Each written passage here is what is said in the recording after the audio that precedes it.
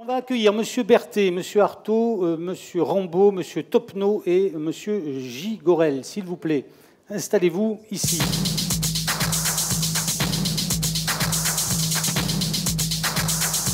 Installez-vous, je vous en prie. Installez-vous. Alors, vous vouliez des solutions. On a la possibilité là d'en entendre quelques-unes. Des solutions techniques. Alors, Monsieur Berthet, il est où, Monsieur Berthet? Il est là. Schneider Electric, responsable du développement, Shore Connection. Vous allez nous expliquer de quoi il s'agit. Monsieur Artaud, il est ici. Enedis, responsable des clients grands comptes des Bouches-du-Rhône dans le grand port de Marseille, maritime. Dont le grand port, entre autres. Donc là, vous êtes ravis depuis tout à l'heure. On parle de gaz, donc c'est quoi de mieux? Jean-Joël Artaud, c'était vous, pardon. Laurent Rambaud, il est ici. Engie, donc vous, c'est pas pareil. C'est l'électricité. Est-ce que vous allez nous dire si vous êtes capable de faire venir l'électricité sur les quais? C'est le gaz, vous aussi? Ah, c'est Engie, c'est Enedis, je confonds les deux. Parce que, de toute façon, les uns et les autres vendent du gaz et de l'électricité, rassurez-moi. Oh, les têtes de groupe, oui. Ah, voilà. Julien Topneau, il est où? Il est là. CMA-CGM, donc vous, on a parlé de vous et on en parle encore dans la presse récemment pour l'acquisition que vous avez annoncée de bateaux qui fonctionnent au gaz naturel liquéfié. Et donc, par déduction, vous êtes Monsieur Gigorel, l'ABESA, responsable d'activité marine. Le premier qui va s'exprimer, c'est Hugues Berthet. Je vais vous demander d'être tous concis, puisque vous l'avez compris, nous avons pris un peu de retard, mais on vous écoute avec beaucoup d'intérêt. Vous allez nous parler de quoi, Monsieur Berthet? Vous allez nous parler de solutions permettant le branchement électrique de la connexion électrique des navires à quai. C'est vous qui avez installé notamment l'électricité pour les bateaux de M. Réverchon en 2015. Alors allez-y, vous avez un petit peu de temps pour vous exprimer. Non, ça, c'est pas ma présentation. Ça n'est pas lui. Ça n'est pas lui, mais c'est pas grave. Si vous commencez à parler, ça va venir. Vous savez, le slide est un tue-l'amour. Donc moi, je suis super content d'être avec vous aujourd'hui parce que je m'occupe au niveau européen de toute la connexion électrique des navires et de tous les projets Shore Connection qu'il y a en Europe. Et je peux vous dire que la France n'est pas en retard et qu'il y a certains pays, on croit, qui sont en avance, mais ils ne le sont pas. Et donc, n'ayez pas peur de ça. Voilà. Donc, au niveau, c'est toujours pas mon slide. Parlez plus près du micro. Voilà. Donc, ce que je voulais vous montrer, le premier slide que j'aimerais vous montrer, c'est une map un peu mondiale de tous les projets Shore Connection que nous voyons. Et donc, c'est assez intéressant de voir qu'il y a pas mal de choses. Donc, les premiers qui ont commencé, principalement, ça s'est fait aux États-Unis. On en a parlé ce matin. Ça s'est principalement fait à Los Angeles, avec une vision très globale de la connexion électrique, de la prise en compte de la diminution des émissions. C'est-à-dire que le port a dit, ben moi, dans mon port, j'ai plein d'émissions qui viennent soit des navires, soit des camions qui viennent chercher un container, soit des grues qui déchargent. Et donc, l'objectif dans les années 2000, c'était de dire, on va tout passer à l'électricité pour qu'à objectif 2020, tous ces systèmes-là qui sont avec des moteurs thermiques passent à l'électrique. C'était un gros programme. Et donc, il y a la possibilité de le voir sur un site qui s'appelle WPCI, c'est World Port Climate Initiative. Et vous avez en temps réel ce qui s'est fait en 2000. Voilà, super, merci. Ce qui s'est fait depuis 2000, les émissions qu'il y avait dans les années 2000 et ce qu'il y a maintenant sur le port, avec une vision effectivement globale d'une électrification complète de tous les émetteurs de tous les émetteurs. Voilà. Donc, moi, je m'occupe au niveau européen donc, de la connexion électrique. Donc, je vois tous les projets qui se font au niveau européen, mais j'interviens au niveau mondial dans toutes les conférences pour pouvoir présenter et expliquer d'abord les réglementations, les normes, et ensuite ce qui se passe au niveau européen, au niveau des directives, et puis après les opportunités qu'on peut générer par la connexion électrique. Donc voilà ce qui se passe au niveau mondial. C'est une vision très très large, hein. Il n'y a pas tous les projets non plus. Ça, c'est une vision de ce qu'on avait en 2012, donc principalement sur la côte ouest des États-Unis. C'est obligatoire, c'est la connexion électrique. Il n'y a pas de discussion, les navires à quai doivent se connecter au réseau électrique. Les navires n'étant pas capables ou n'étant pas conformes aux réglementations internationales ne seront plus autorisés à naviguer dans les eaux territoriales américaines en 2020. Terminé, pas de discussion. Et donc, la connexion électrique est obligatoire. De l'autre côté, on a la Chine. Et la Chine, dans son plan à 5 ans, le ministère du Transport a dit tous les nouveaux quais, à partir de 2015, seront équipés Shore Connection, c'est-à-dire que tous les navires qui viendront sur les nouveaux quais pourront se connecter au réseau électrique. Donc le plan à 5 ans prévoit que tous les nouveaux quais en construction seront équipés de la connexion électrique. Donc ils avaient prévu en 2015 de multiplier par 2 leur capacité portuaire. Ça vous donne l'image du programme qui est mis en place. Et donc, nous, les Européens, on est au milieu, et puis on dit bah, peut-être ben pas, qu'est-ce qu'on fait? Alors, en Europe, on a dit, c'est pas obligatoire, on ne choisit pas une technologie, mais on choisit de définir un taux d'acceptabilité d'émissions. Ce qui est un peu étrange, mais c'est comme ça. Et donc, les gens se disent, j'y vais pas. Alors, si moi, j'y vais pas, mais je ne veux pas être le deuxième à y aller, mais si je suis le premier, je vais prendre des risques. Donc, tout le monde se regarde, et personne n'y va. Donc, c'est assez intéressant, mais malgré tout, en Europe, la vision que vous voyez ici, c'est que malgré tout, il y a beaucoup de ports qui sont en train de faire des pré-projets, qui sont en train de regarder les opportunités de financement. Et il y a énormément de financement disponible au niveau européen et au niveau national et régional. Donc ça, c'est important de le garder parce que la décision, maintenant, elle est forcément financière et forcément, il y a des gens qui vont pouvoir nous aider. Voilà. Donc j'étais la semaine dernière à Bergen, en Norvège, avec l'ensemble d'un groupe de travail qui fait la connexion des cruises. Les cruises, c'est les paquebots qui vont arriver en mer du Nord et mer Baltique. Donc avec les 11 plus gros ports, il y avait une réunion avec 150 personnes et tout le monde était d'accord, on est tous prêts à y aller, même les armateurs, même les ports. Mais par contre, on a besoin d'argent. Voilà. Donc tout le monde est prêt à le faire. On a des problèmes de financement. Alors, parler d'amener de l'électricité au navire, c'est important, mais il faut savoir dans quelles conditions. D'accord ? Un navire, ça a une image électrique, parce qu'un navire, il produit avec du fuel, il produit de l'électricité pour les besoins du bord. Donc ces besoins du bord, on va les comparer avec les sources d'énergie qu'on a dans chaque pays. En France, il y a plutôt du nucléaire, 80%, il y a 15, 16 ou 17% d'énergie hydraulique, il y a quelques pourcents d'électricité fossile, et puis il y a d'autres pays, ce n'est pas du tout le cas. Donc il faut qu'on puisse réellement comparer, si on connecte un navire au réseau électrique, qu'est-ce qui se passe? Parce que sinon, on dit tout et son contraire. Donc, si on prend le cas de la France, alors on va comparer déjà avec 4 éléments qui sont importants, qui sont les taux de SOx, NOx et CO2. Voilà. Donc, des taux qui sont connus au niveau de l'émission des navires, c'est qu'un navire, pour produire 1 kW à bord, 1 kW utile, il va générer, lui, 645 grammes de CO2 par kilowattheure produite. Si on prend le réseau électrique français, les taux d'émission de CO2 pour 1 kW produit, c'est 92 grammes par kilowattheure. Donc ça, c'est des données que vous retrouvez de partout. Si je suis en Allemagne, on va être à 500 grammes par kilowattheure produit. Si je suis en Norvège, où j'étais la semaine dernière, c'est 4 grammes. Parce qu'il y a principalement de la connexion hydraulique. Voilà. Donc, ça va dépendre dans quel pays on se situe. Ensuite, on va parler des 3 autres points qui sont les plus importants, les SOx, les NOx et les particules. Donc, un navire qui produit 1 kW, il va générer 13 grammes de NOx, 0,2 grammes de SOx et puis 0,3 grammes de PM. Je ne vais pas être aussi précis que l'ont été nos collègues de RPACA tout à l'heure, mais malgré tout, si on se connecte au réseau électrique, on voit que si en France, on se connecte au réseau électrique, on va réduire les émissions de CO2 de 86%. Ça, c'est une donnée, c'est factuel, il n'y a pas besoin de discuter, c'est comme ça. Après, quand on va se connecter toujours au réseau électrique, donc là, je prends le cas du mix énergétique nordique, regardez les taux de réduction, on est à peu près sur des mêmes niveaux, on est aux alentours de 90% de réduction. Donc la connexion électrique pour un navire à quai, ça permet de beaucoup arrêter les émissions. Ce n'est pas la panacée, mais ça permet de l'arrêter de façon très importante. Un petit cas d'école, parce que c'est bien d'avoir des données. Donc ça, je vous donne un cas d'école pour un navire qui est un ferry qui consomme 3 MVA. Ça ne vous dit rien, 3 MVA, c'est 2 fois plus que la méridionale. Un 3 MVA, c'est un navire qui est 12 heures à quai. Donc il va être 4380 heures à quai. Il va consommer 3 mégawatts. Maintenant, le prix du fuel est à 500 € la tonne. D'accord ? Donc ce navire-là, pour pouvoir produire son électricité à bord quand il est à quai, il va consommer 3942 tonnes de fuel par an. Voilà. Parce que le navire que j'ai étudié, il consomme 300 grammes de fuel pour produire 1 kWh. D'accord ?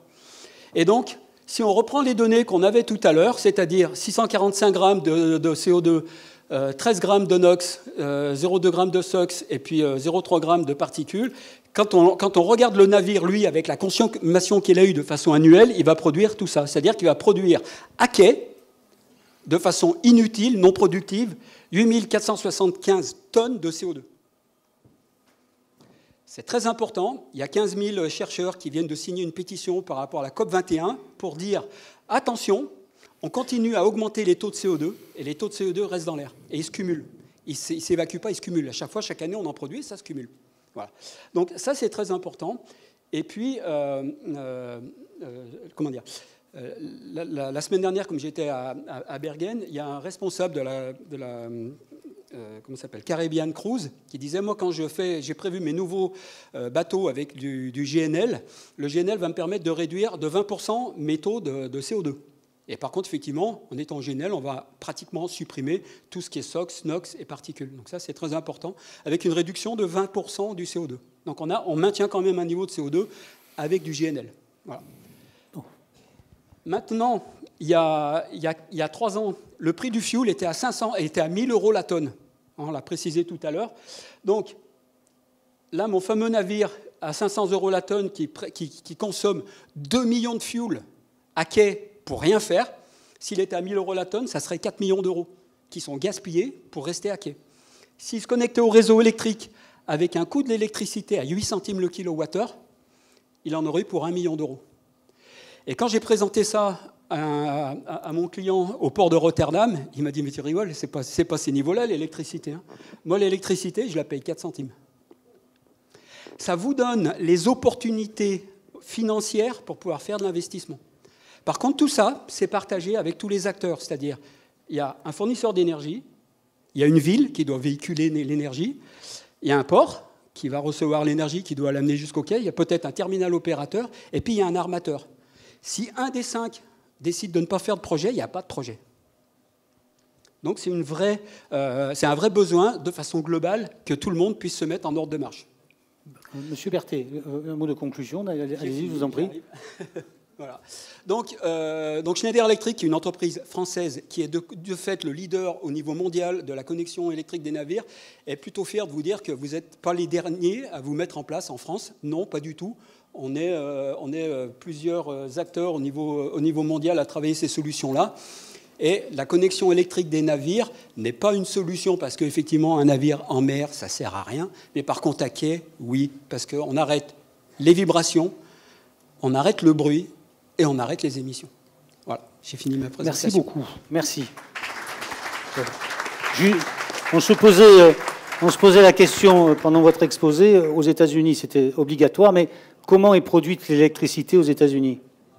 Alors, sur le port de Los Angeles, ils sont associés avec un fournisseur d'énergie. Ils ont un parc de 200 éoliennes au nord de Los Angeles qui permet de produire 20% des besoins en énergie. Donc c'est vertueux. Il n'y a pas que du charbon aux États-Unis. Il n'y a pas que du charbon. Par contre, ce n'est pas bien ce qui est en train de se mettre en place, mais ça, c'est autre chose. C'est autre chose. Bien. En tout cas, merci pour cette explication. Monsieur Artaud, Enedis, même exercice, donc gestionnaire du réseau électrique, Enedis. Alors, justement, est-ce que vous êtes capable d'alimenter tout ça? Est-ce que vous savez faire? Est-ce que c'est rentable pour vous? Qui paye le raccordement? On a plein de questions à vous poser. Alors, avant de répondre à toutes ces questions qui sont légitimes et que chacun d'entre nous se pose, ce que je voudrais dire, c'est que Enedis est effectivement une entreprise publique qui assure une mission de service public et qui dessert environ 95% du territoire national en électricité. La gestion du réseau est de la responsabilité d'Enedis. Par contre, la production, qu'elle vienne du groupe EDF, qu'elle vienne des producteurs alternatifs, que ce soit des énergies renouvelables ou des énergies fossiles, n'entre pas dans l'exposé que je vais faire ou dans la discussion que je vais annoncer. Les électrons que nous gérons sur notre réseau sont des électrons de toute nature, et ce que l'on doit fournir en permanence, c'est une électricité de qualité à l'ensemble de nos clients. Ceci dit, le distributeur, qui a pour rôle essentiel d'accompagner le développement des territoires, s'est trouvé forcément autour de la table par ses directions territoriales, et en particulier la direction des Bouches-du-Rhône que je représente ici, autour de débats qui est venu renforcer la loi de transition énergétique. Dans ce cadre, naturellement, on est arrivé très vite à discuter avec le Grand Port Maritime de Marseille les échanges de ce matin ont été très riches autour de l'accueil des navires, de ces problèmes de raccordement. M. Berthet vient de les évoquer sur les aspects techniques. Les aspects techniques sont bien maîtrisés aujourd'hui. Mais on s'est trouvé devant la demande du GPMM qui devait faire effectivement évoluer ces infrastructures électriques sur les bassins Est, puisqu'on se contente de raisonner autour de la ville de Marseille, pour accueillir justement les navires et les raccorder à quai dans la mesure du possible. Le premier acte qui nous a animés remonte à 2014, effectivement, avec une concrétisation dans l'année qui a suivi. Et on est arrivé à trouver des solutions innovantes, à adapter la réglementation que le distributeur doit respecter pour garantir la fiabilité des installations de réseau. On est arrivé à raccorder les installations de la Méridionale en travaillant en partenariat avec le Grand Port Maritime de Marseille. Aujourd'hui, on continue à alimenter la réflexion que le GPMM ouvre sur de nouvelles possibilités de raccordement à quai, de navires, bien sûr, de passagers, mais également de ces formes. Ce matin, on a évoqué les travaux sur les navires qui étaient accueillis dans les formes de Marseille, dans la forme 10, qui est quand même la plus grande forme d'Europe, et pour des travaux qui durent durant plusieurs semaines. Là également, le GPMM nous a sollicité pour faire des études qui sont en cours, qui seront rendues juste avant Noël, pour envisager des raccordements supplémentaires. Aujourd'hui, ce que je peux affirmer au nom d'Enedis, c'est que malgré toutes les demandes de raccordement conséquentes qui sont formulées auprès du distributeur sur la zone métropolitaine, mais en particulier sur la ville de Marseille, Enedis est capable de répondre à tous les nouveaux enjeux sans problème. Dès que les acteurs seront prêts, nous serons prêts, nous, à fournir l'électricité pour participer au raccordement à quai des navires ou à l'alimentation des navires qui sont en forme. Alors, bien sûr, on n'est pas seul là-dessus. Notre capacité d'innovation, on va la mettre au service de tous. On discute souvent avec les constructeurs. Schneider en fait partie. On travaille avec de nombreux bureaux d'études. Un a été cité ce matin dans l'exposé de Mme Cabot-Vérel. On travaille également sur des solutions de réseaux intelligents. On a des discussions également, toujours avec le GPMM, avec la direction de l'aménagement, et on n'est pas au bout de ce qu'on est capable de faire. Puisque je n'ai pas écoulé mes 6 minutes, je voulais juste faire une petite digression, mais qui est... C'est pas grave, hein, si on finit avant. Mais je ne vais pas vous prendre les 6 minutes.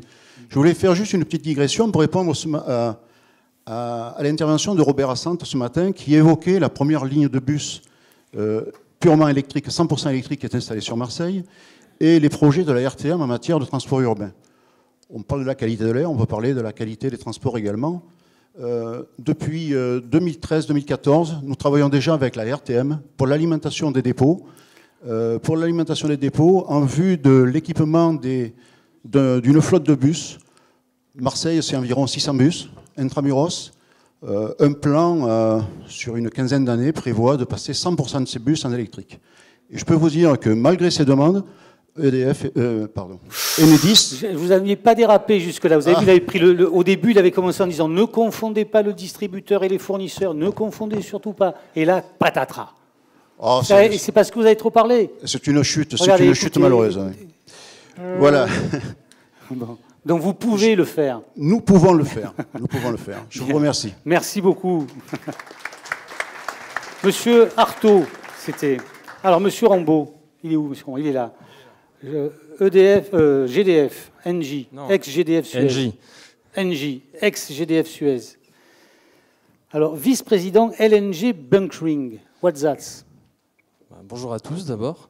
LNG Bunkering, c'est le mot anglais pour dire soûtage de GNL ou GNL carburant pour les navires. Bon, attendez, vous allez faire votre exposé. Moi, j'ai une question quand même. On nous a dit que le carburant gaz naturel, c'était la panacée. Oui. C'est ça. Il y a quand même quelques défauts, non? Il y a du méthane, il y a des trucs comme ça, non? Il y a pas des, Oui, ça reste un carburant fossile, ça, c'est indéniable. Ah, voilà. Eh oui, oui. Donc, alors on y va, continuez, allez-y. Non, parce que là, ça paraît trop simple, votre affaire. On y va. D'abord, merci à RPK de me donner l'opportunité de présenter l'expérience d'Engie dans ce domaine. Je ne vais pas trop insister sur cette première slide parce que je pense qu'on est revenu assez souvent au cours de la matinée, de l'après-midi, sur l'intérêt en termes d'émissions du GNL, que ce soit sur les SOx, les NOx, les particules et même les émissions de CO2.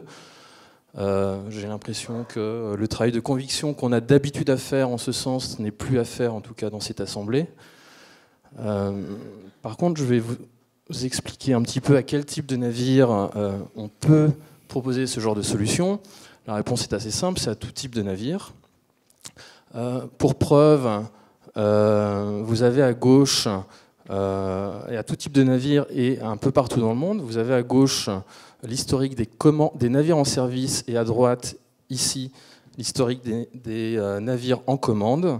Vous voyez que la partie bleue, c'est la partie Norvège. Pourquoi est-ce que ça s'est développé d'abord en Norvège? Parce que la Norvège a mis en place un fonds d'incitation pour que les armateurs émettent moins de NOx, d'oxyde d'azote. Et donc ce fonds avait comme vertu de faire payer ceux qui émettaient beaucoup d'oxyde d'azote, et ça permettait de financer ceux qui étaient plus vertueux et qui décidaient de passer au GNL. Et c'est comme ça que la Norvège a promu l'utilisation du gaz comme carburant pour les navires. Les suivants dans les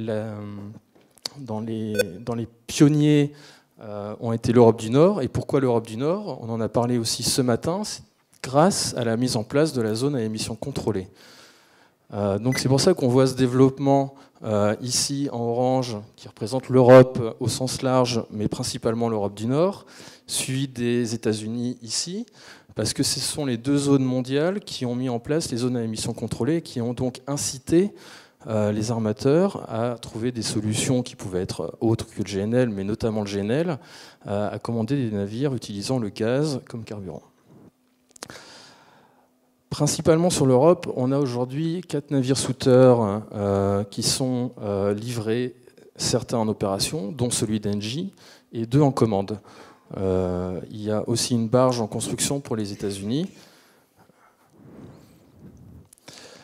Et vous voyez ici donc, notre projet qui consiste en une barge qu'on voit ici, qui s'appelle le NJ Zeebrugge, qui est opéré à partir de Zeebrugge, à couple de son navire client qui est un roulier, et nous délivrons dans un service hebdomadaire le GNL par un transfert par flexible de GNL qui est utilisé comme carburant principal par le roulier. Donc il est utilisé pour ses trajets en Europe du Nord, entre la mer du Nord et la Baltique, aussi quand il est à quai. On a récemment annoncé un autre client qui opère des pétroliers, donc des pétroliers qui seront aussi propulsés au gaz. Donc c'est une illustration du fait que le GNL carburant est aujourd'hui, pour les navires, est aujourd'hui une réalité. On a développé ce premier projet à Zeebrugge, il y en aura peut-être d'autres à suivre. On s'adresse à tout type de clients. Et on a obtenu les autorisations portuaires en mettant autour de la table et en faisant les études de risque. Et là, je repense à des questions qu'on a pu me poser au cours du déjeuner pour démontrer que toutes ces opérations se faisaient dans les conditions de sécurité les meilleures. Il faut aussi savoir que l'industrie du GNL, qui a plus de 50 ans, est donc une des industries qui a été extrêmement fiable, sans incident majeur, pendant ces 50 dernières années, et on compte bien faire en sorte que ça continue en ce sens, puisque c'est une condition de son développement. Alors maintenant, l'avenir, c'est quoi? Pour que l'utilisation du GNL soit massive pour les armateurs, j'oserais dire, il faut commencer par sensibiliser le grand public, parce qu'il y a une espèce de fantasme qui, à certains moments, et je suis très heureux de voir qu'aujourd'hui, À Marseille, ce n'est pas le cas. Alors, peut-être que j'aurai des questions qui me démontreront le contraire. Mais donc sensibiliser le grand public sur l'intérêt du GNL carburant. Il faut absolument, c'est ce qu'a fait la Norvège il y a 15 ans maintenant, c'est ce qu'a fait l'Europe, c'est ce qu'ont fait les États-Unis avec la mise en place des zones à émissions contrôlées, une réglementation stricte et appliquée. Appliquée, on en a un petit peu parlé ce matin, avec les inspections sur les carburants utilisés par les navires. Il faut aussi des standards harmonisés entre les ports. Donc là, c'est le travail des ports et ils y travaillent. Et enfin, il faut des équipages formés. Donc c'est le rôle des armateurs, mais aussi des fournisseurs. Et un réseau mondial qui permette pour ces armateurs de s'appuyer sur le GNL carburant partout où ils iront. Je pense que c'est la condition qui fera que le GNL sera utilisé d'une manière à une échelle autre que des zones locales, comme ça a pu être le cas actuellement. Voilà. Bien, merci beaucoup pour ces explications. Julien Topneau, CMA-CGM. Alors, vous avez été dans l'actualité. Vous allez nous expliquer le choix qui a été fait chez CMA d'acheter des navires qui précisément fonctionnent au gaz naturel liquéfié. Pourquoi ce choix? Comment il s'est opéré? Est-ce que c'est plus cher? Est-ce que c'est un risque? Expliquez-nous. Très bien. Donc oui, comme vous venez de le préciser, le groupe CMA... Est-ce que vous pouvez vous mettre un tout petit peu plus vers la droite? Comme ça, la jeune fille qui vous filme vous verra vers là-bas. On appelle ça au théâtre vers le jardin. Voilà. Voilà, donc comme vous disiez, le groupe CMA-CGM a pris la décision la semaine dernière, donc c'est tout frais, d'opter pour la propulsion au gaz naturel liquéfié pour ses futurs navires. Alors nous considérons que c'est une décision qui, on l'espère et on le pense, va marquer un tournant dans notre secteur, le secteur des porte-conteneurs pour le transport maritime international. Je crois qu'il a déjà été évoqué que d'autres secteurs ont entamé cette transition. Nous sommes les premiers à avoir pris cette décision pour des navires de cette taille-là. Donc, c'est des navires, on parle de navires de 22 000 conteneurs, donc qui vont être parmi les plus gros navires du monde et qui vont acheminer l'ensemble des marchandises. On a pris cette décision pour les raisons que vous avez tous évoquées jusqu'à maintenant, j'imagine, et qui ont déjà été rappelées. Je pense que je vais avancer un peu là-dessus. Voilà. Pour les raisons qui ont déjà été évoquées. C'est-à-dire que nous considérons que le GNL est l'énergie aujourd'hui immédiatement disponible qui est la plus propre. Alors vous disiez tout à l'heure, oui, c'est une énergie fossile. Oui, mais quelles sont les alternatives? Aujourd'hui, quand on regarde le panorama des solutions qui se présentent à nous en tant qu'armateur international, j'ai envie de dire international, mais français et marseillais encore plus, ce que l'on voit, c'est qu'il y a une pression sociétale qui augmente, il y a une pression environnementale également, il y a une pression réglementaire.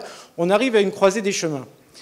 Et les avantages du GNL par rapport à l'ensemble de ces enjeux, bien évidemment, en termes de pollution atmosphérique et de santé publique, une énergie qui permet de réduire et de supprimer complètement... Hop, ça va un peu vite. Je ne maîtrise plus la présentation. On vous sent un peu en souci. Le rouge ne revient pas en arrière. Voilà, c'est bon, on y est. Donc une énergie qui permet de supprimer les émissions polluantes et donc de réduire l'impact sur les populations locales, les gens qui habitent autour des ports dans lesquels on escale à travers le monde, c'est déjà un avantage majeur. Et c'est encore une fois pour répondre aux obligations réglementaires qui vont entrer en vigueur en 2020 dans le monde, mais qui ne vont pas s'arrêter là.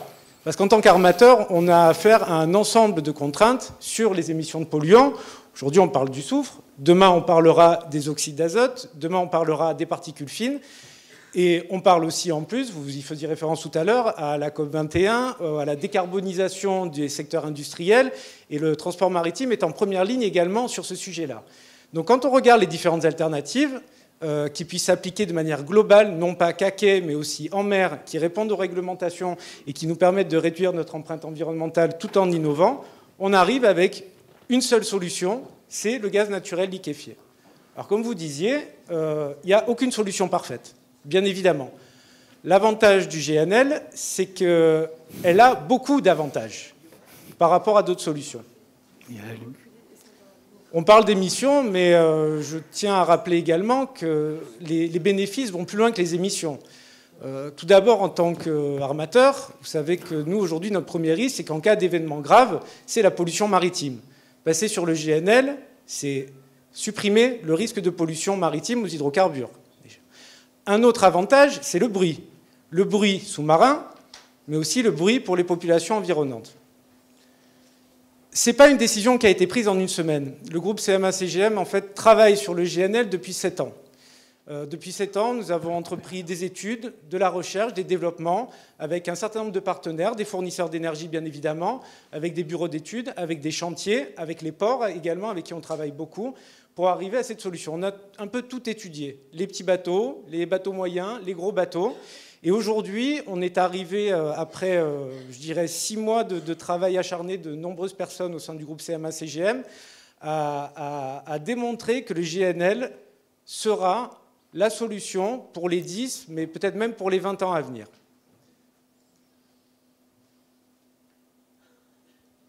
Je crois que je viens de le dire. Oui, alors, quand on parle d'innovation, je pense que certains d'entre vous sont déjà au courant qu'il existe des navires au GNL.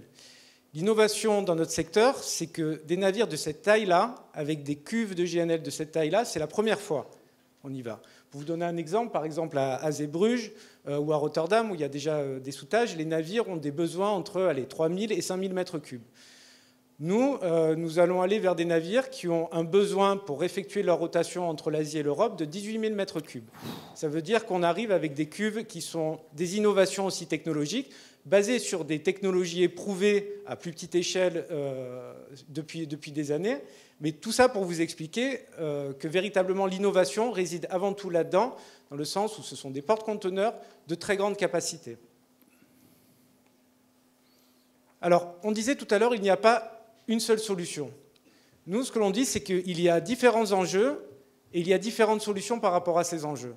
Et le groupe CMA-CGM, dans le cadre de sa politique environnement et d'innovation, depuis des années, a développé un ensemble de technologies. Alors, on parlait de la connexion au courant électrique à quai. Nous avons des navires qui sont équipés de ces systèmes-là. Utiliser du fuel à très bas taux de soufre également. Ça, on le fait depuis des années, évidemment dans les zones écarts, mais aussi dans le cadre de programmes portuaires volontaires. Et puis, j'ai envie de dire, ça ne s'arrête pas là. Ça s'arrête aussi dans la conception des navires, dans leur opération, dans leur exploitation. Ça consiste également à réduire vos émissions et vos polluants. C'est une chaîne. Ce n'est pas que l'armateur. Pour vous donner un exemple, pour ne pas parler de la France, on va parler des États-Unis. Quand on dit il faut réduire la pollution des bateaux, nous, ce qu'on répond, c'est améliorer la productivité des ports. Parce qu'un navire aux États-Unis va passer 48 heures, 50 heures à quai pour faire des opérations de chargement, là où en Chine ou en France, il va y passer 15 heures. Vous voulez réduire la pollution ? Améliorez-vous. Nous, on essaye de s'améliorer parce que la consommation des navires, donc la pollution derrière, c'est un enjeu pour nous. Et donc on est meilleur que les Américains en termes de ce point de vue-là, oui. De fiabilité, de productivité, on va dire. De productivité dans les terminaux, tout à fait. Je vous le confirme. Et puis, j'insiste sur le fait que le GNL est une solution avant tout en termes de polluants et de pollution atmosphérique, mais elle est aussi une solution en termes de réduction de l'empreinte carbone. Avec ces navires, ces 22 000 équivalents 20 pieds, donc ces 22 000 conteneurs, on va franchir la barre des 25 grammes de CO2 par conteneur kilomètre. Aujourd'hui, c'est ce que vous voyez ici, nos plus gros bateaux, les 20 600 équivalents 20 pieds, ont une performance de 30 grammes de CO2 par conteneur kilomètre transporté. Et avec ces navires au gaz naturel liquéfié, ça va nous permettre d'atteindre une performance de 24 grammes exactement. Donc encore une fois, c'est sur la base des modèles et des études que l'on a faites. Mais 24 grammes par kilomètre et par conteneur, c'est quelque chose qui est symboliquement fort, mais qui dans la réalité est encore plus fort. Aucun autre mode de transport ne peut permettre de transporter des marchandises et d'avoir une aussi bonne efficience énergétique. Et si on avait choisi un navire non propulsé au GNL, on aurait émis 20% de plus de CO2. Voilà, je pense que j'ai tenu mes 6 minutes. Vous avez été parfait, on a tout compris en plus. Merci beaucoup, monsieur. Merci beaucoup. Julien Tocquenot. Anthony Gigorel. Alors, j'ai une autre demande. Il faut que vous mettiez au centre, mais plus près de la lumière. Donc, voilà, comme ça, on pourra vous filmer. Hein? Alors, est-ce que les navires qui fonctionnent au gaz émettent de la fumée? Non.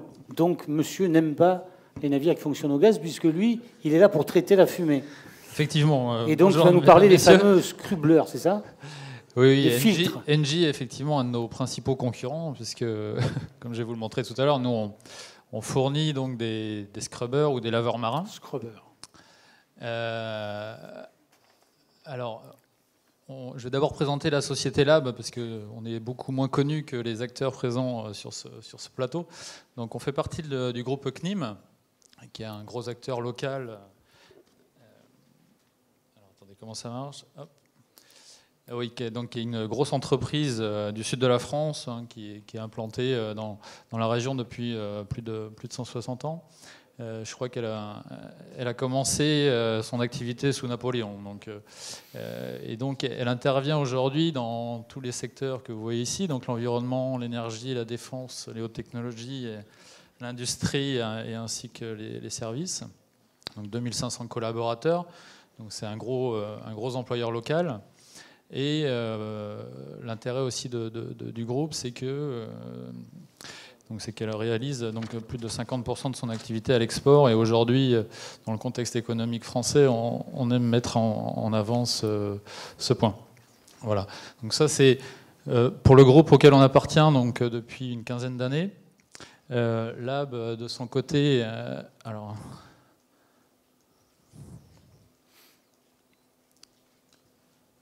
En fait, je devais commencer par Lab, en fait. Donc Lab, donc nous on a une existence, la société est née dans les années 50, donc une soixantaine d'années d'expérience dans le domaine du traitement des fumées et donc la maîtrise des émissions. On a une cinquantaine de brevets actifs dans ce domaine-là, et dans le milieu maritime, donc pour les systèmes que je vais vous présenter tout à l'heure, on a déjà 10 brevets actifs et donc en activité. On est une petite société d'ingénierie, puisqu'on est 200 ingénieurs répartis en France, en Europe, mais aussi aux États-Unis. Et donc on est content d'avoir plus de 350 références à travers le monde. Mais nous, ce qui nous intéresse, c'est les filtres. Hein. Parce oui. que, je veux dire, quand j'irai faire mes courses, j'irai rarement au lab chez vous. Effectivement. Vous pouvez nous expliquer ce que vous faites? On y vient.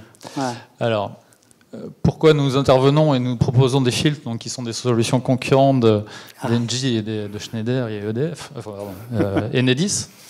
Donc, effectivement, on voit que depuis 2015, donc les zones en bleu marine, donc, les émissions de soufre émises par les navires sont limitées à 0,1%. Et bientôt, dans le reste du monde, donc en 2020, comme vous voyez ici, il y a un effet important de seuil, puisque en 2020, l'ensemble des mers du globe seront limitées à... Enfin, les navires ne devront plus émettre plus de 0,5% de soufre dans leur fumée. Et c'est là où Lab intervient et propose des solutions de traitement des fumées, puisque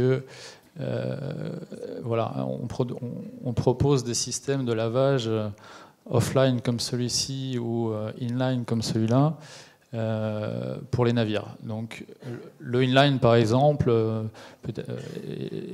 sont les laveurs qui sont installés sur le MSC Orchestra qui est à la forme 10 du chantier naval de Marseille actuellement. Les laveurs offline sont des laveurs qui peuvent être installés sur des plus gros moteurs ou quand il y a une multitude de moteurs présents sur les navires et quand il y a un peu plus de place. Voilà. Donc ça, c'est les deux designs, on va dire, disponibles.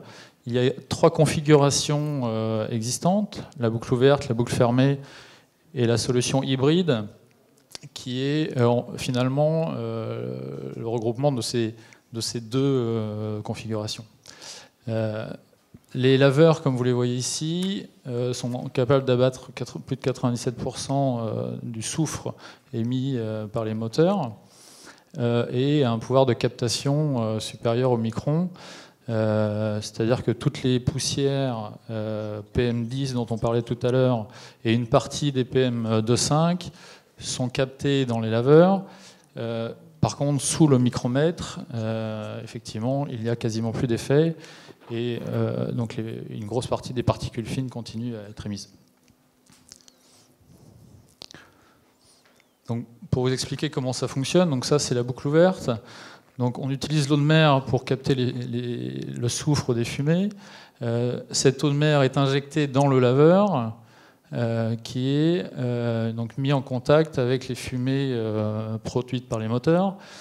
À la sortie donc, de ce laveur, les fumées donc, sont épurées de leur soufre et d'une partie de leurs particules, ainsi que les suies et les gouttelettes de fioul. Cette solution permet effectivement d'atteindre donc les émissions, les niveaux d'émissions requis par l'IMO et par l'Europe. Donc ça, c'est la boucle au vert. Donc il y a un rejet immédiat à la mer, et c'est pour ça que dans certains ports et dans les solutions qu'on propose, nous avons systématiquement la solution de la boucle fermée qui permet de mieux maîtriser le rejet liquide, effectivement, parce que on ne rejette là qu'une infime partie du liquide, et ce liquide est traité dans un système d'ultrafiltration, par exemple, qui permet de... Il y a des cas où vous rejetez le liquide dans la mer? Tout à fait. Non. C'est une solution qui est autorisée par la législation, tout à fait, aujourd'hui. Oui. La plupart des zones, d'ailleurs. Voilà. Donc... Non, mais ça, c'est pas lui qui décide, hein, mais c'est bon. Voilà. C'est bizarre. Alors, non, mais c'est exotique, quoi. Voilà. C'est étrange.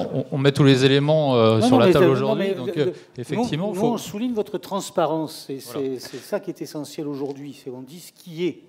Bravo pour ça. Alors, dans la réflexion, finalement, qu'est-ce qui se passe dans ces laveurs? C'est qu'on capte le soufre, on génère des sulfates. Et finalement, ces sulfates, c'est quoi? C'est des éléments qu'on retrouve dans l'eau de mer naturellement. Donc, on augmente les concentrations localement. Effectivement, vu les volumes en jeu et le nombre de navires, si tout le monde s'équipait de ça, il y aurait effectivement dans certaines zones de concentration de navires des problèmes d'augmentation des taux. Mais la deuxième solution, c'est de traiter ces Exactement. rejets. Et c'est la solution qui est proposée. En l'occurrence, il y avait la question du MSC Orchestra qui est actuellement en cours de modification. Il est équipé de ce système d'ultrafiltration qui permet de réduire énormément donc, les suies, les sulfates, les pH également, et de remettre le pH, donc l'acidité des eaux, à un niveau normal de rejet. Et ce qu'il faut souligner également dans ce genre sur ces systèmes, c'est que les émissions gazeuses et les résidus liquides sont mesurés en permanence. Ces données sont enregistrées dans des PC, des serveurs, dans des bases de données cryptées qui sont à la disposition des autorités à demande. Voilà. Bien. Voilà. Un mot de conclusion et puis. Voilà, c'est la conclusion. Donc, qu'est-ce que je peux dire? Oui. Voilà. Merci beaucoup pour. Elle est bien avancée la journée là. Bien. Merci mille fois. Est-ce qu'on a des questions tweet ou pas? Oui. Alors allez-y, parlez sans crainte. Donc déjà, je tiens à remercier les gens qui nous suivent sur Twitter, qui sont nombreux. Un peu moins que dans la salle, mais qui sont quand même nombreux. Donc on a une question effectivement à propos de l'alimentation GNL et électrique des ports. Donc est-il possible de créer dans les ports des centrales électriques au GNL pour alimenter en électricité les navires à quai qui fonctionnent au fioul ou au gazole? Qui peut répondre à ça? Allez-y. Tentez une réponse. Touchez pas. Alors, la production locale d'électricité, si on veut se passer du réseau public, effectivement, est toujours possible. Mais là, on retombe dans le problème d'émissions de particules, d'émissions de NOx que vont générer les générateurs qui seraient alimentés à partir du GNL ou à partir d'autres énergies fossiles. Donc tout est possible techniquement, mais on allie en fait les deux inconvénients, quoi. De toute façon, on n'en a pas besoin ici. Vous êtes capable, vous avez dit. Ici, nous sommes capables. Hein? Nous sommes capables. Et ailleurs? Ici et ailleurs. Alors, ici et ailleurs, effectivement, Toulon également. Alors, c'est vrai que la configuration géographique de la région PACA fait que l'extrême est de la péninsule de PACA est un petit peu fragile en termes d'alimentation électrique. Ça va mieux. Mais ça va beaucoup mieux, puisqu'on a trouvé des solutions alternatives à une ligne qui devait passer dans le Verdon, je crois. Oui.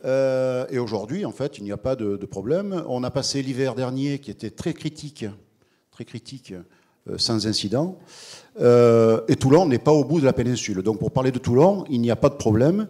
Et puisqu'on parle de Toulon, on peut quand même citer la base navale de la Marine nationale qui héberge des bateaux de l'OTAN et qui, elle, raccorde systématiquement ces bateaux dès qu'ils sont taqués. Avec des solutions françaises, Schneider Electric en particulier, puisqu'on me le souffle, hein. Oui. Mais c'est vrai, c'est vrai. Et ces solutions existent depuis de nombreuses années. Voilà, donc ce que l'on propose aujourd'hui de faire sur les bateaux de croisière, les bateaux en fait, de passagers, existe déjà sur les bateaux de la Marine nationale et de l'OTAN. Bien. Une question, allez-y. Monsieur. Oui, merci. Jean-Nicolas Antoniotti, l'association Relide. Je voudrais dire par rapport à l'intervention de la CMA-CGM que c'était très intéressant pour nous qui sommes en quête d'un passage en zone CK, qu'un opérateur qui intervient en Méditerranée et qui n'y est pas encore contraint à ce titre-là ait déjà pris des dispositions pour alimenter ses navires au gaz naturel. Ça me permet de revenir à la présentation qui a été faite auparavant par les deux directeurs d'RCAPA et de Qualité Corse, qui montraient en fait en première conclusion que le passage d'un fuel très sulfuré à un fuel moins sulfuré ne serait pas très évident au niveau de l'intérêt. Alors, je voudrais faire un petit commentaire là-dessus. On s'est rendu compte en Corse, puisqu'on a, nous, en plus des bateaux qui fonctionnent au fioul lourd, on a des centrales qui fonctionnent au fioul lourd. Et quand il s'est agi de faire changer de combustible à l'opérateur EDF qui voulait alimenter ces centrales nouvelles, renouvelées en 2010, il voulait les alimenter toujours au fioul lourd, on a réussi à montrer à travers une étude qui a été financée par EDF que les valeurs techniques de référence, c'est-à-dire les curseurs autour desquels l'impact sanitaire était avéré et dangereux, était atteint sur la même installation dans la mesure où elle fonctionnait au fioul lourd ou n'était pas atteint quand la même installation fonctionnait au fioul léger. Donc il est évident que malgré les apparences des tableaux du CITEPA, ce qu'ont montré ensuite les deux directeurs d'RCAPA et de Qualité Corse, en fait, c'est que l'important dans la pollution des émissions des combustions du fioul lourd, c'est la fraction PM2,5. Et c'est dans la fraction PM2,5 qu'il y a effectivement une quantité beaucoup plus importante de particules que dans la fraction PM10. Et c'est la particule PM2,5 qui est reconnue cancérigène, surtout par l'OMS, ça a été attesté. Et c'est donc là qu'il faut faire porter l'effort. Merci pour cet éclairage. Monsieur le Président Alfonsi. Oui, non, c'est pour essayer de caler tous ces exposés dans un rythme. Est-ce qu'on a une idée du nombre de bateaux que représente le trafic en Méditerranée et quel est le rythme de renouvellement d'une flotte dans le cadre d'un bateau? Je suppose que pour les voitures, c'est tous les 10 ans. Enfin, pour les bateaux, je suppose que c'est beaucoup plus lent. Donc, voilà. Est-ce qu'on peut avoir un peu ces données-là pour cadrer comment et quand on arrive à des solutions oui, alors déjà, le rythme de renouvellement. Alors, je vais essayer de répondre à votre question, mais je ne suis pas expert du maritime en Méditerranée. Donc, sur celle-là, je ne pourrais pas vous répondre sur le nombre de bateaux en Méditerranée. Ensuite, sur les navires, un renouvellement d'un navire, c'est entre 20 ans et 30 ans. Donc, on rejoint tout à l'heure le commentaire qui a été fait en disant on ne va pas changer tous les bateaux de la flotte mondiale du jour au lendemain. Mais c'est aussi pour ça qu'il ne faut pas attendre pour s'engager sur des solutions. Parce que le plus on attend, le plus on va retarder l'échéance. Donc, une fois que je vous ai dit ça, malheureusement, je n'ai pas la réponse idéale. Je ne peux pas vous dire que demain, on changera tous les navires. En tout cas, il faut engager ce processus-là. Clairement, il faut l'engager et il faut que de plus en plus d'armateurs, de ports, de bureaux d'études, de fournisseurs aillent dans ce sens-là pour que ça se fasse le plus rapidement possible. Bien, non, très bien. Mais alors, en admettant que la Méditerranée soit le quart de la flotte mondiale, quel est le volume de bateaux que représente la circulation maritime? En Méditerranée? Mais même dans le monde, à la limite, c'est pour savoir. Quelqu'un a une idée? Alors, au niveau mondial, c'est 70 000 navires. Ouais. Elle en a un certain nombre. Ouais. Voilà, non mais c'est pour avoir un ordre de grandeur, quoi. Bien, on est à peu près bon. Merci 1000 fois de vos témoignages, messieurs, de nous avoir consacré ce temps. On va vous applaudir parce que vous nous avez consacré une partie de votre agenda. Merci beaucoup.